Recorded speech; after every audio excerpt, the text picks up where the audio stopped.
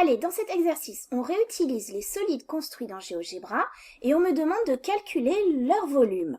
On me précise, attention à l'unité, parfois on pourrait même me demander un certain arrondi bien précis.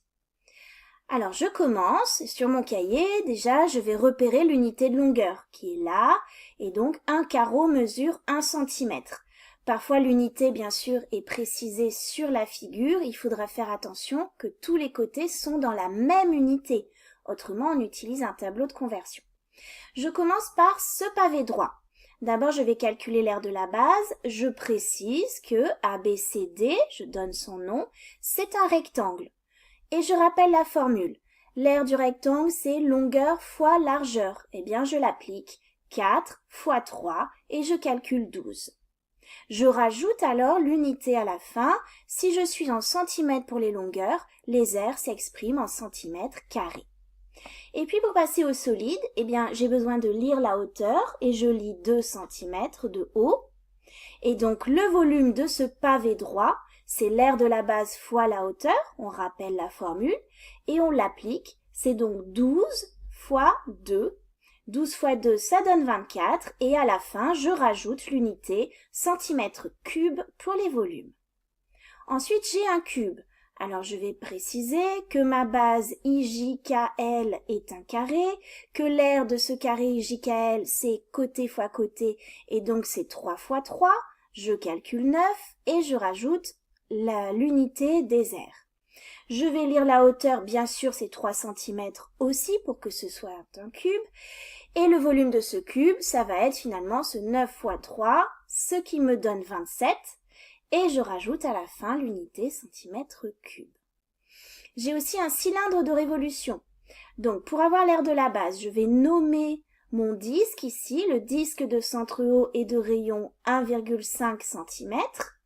Eh bien ce disque, je l'appelle petit d, et l'aire de petit d, ça va être pi fois r au carré. Je connais ma formule par cœur.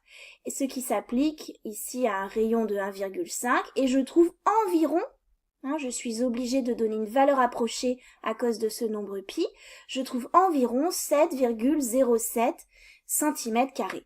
J'ai choisi ici un arrondi au centième, puisque ce n'était pas précisé, j'aurais pu avoir le choix. Ma hauteur maintenant, elle est de 4, et donc le volume de ce cylindre, ça va être R de la base fois la hauteur, c'est-à-dire environ 7,7 fois 4, et je trouve donc un volume d'environ 28,28 cm3.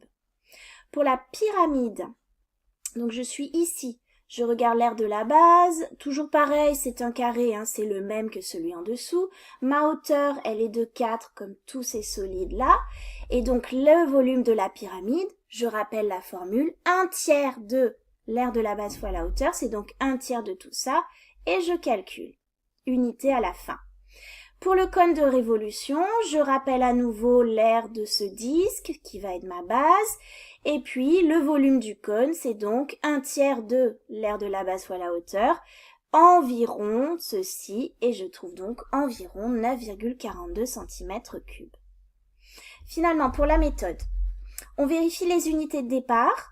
On annonce bien ce qu'on va calculer, je calcule l'aire de la base, je calcule le volume du solide. On nomme bien les figures par leur nom, donc le rectangle A, B, C, D. Alors ici, ça a été pas très bien fait puisque on ne voyait pas trop le nom des solides par contre. J'applique les formules d'air et de volume que je connais et j'ai bien en tête que je mets l'unité à la fin avec une certaine cohérence. Si la longueur est en centimètres, l'air sera en centimètres carrés, car 2 dimensions, et le volume en centimètres cubes, pour préciser qu'on a 3 dimensions. Évidemment, si j'étais en millimètres, j'aurais des millimètres carrés et des millimètres cubes.